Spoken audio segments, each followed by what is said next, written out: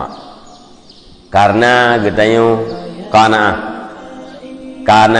apa getanyo, kamu mada getanyo merasa sip dengan putra yang Nabi Allah Ta'ala terima putra yang Nabi Allah Ta'ala walau atranyan kan lagi yang getanyo butuhkan, walau kan lagi yang getanyo inginkan.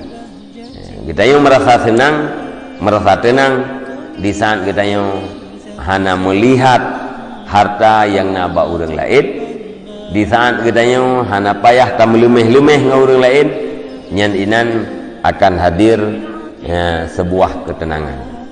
Maka orang yang kana itu orang yang hana loba dan orang yang hana tamak, nyan adalah orang yang tenang. Wate kana menan kosong wate untuk ibadat, kosong wate untuk majelis ilmu.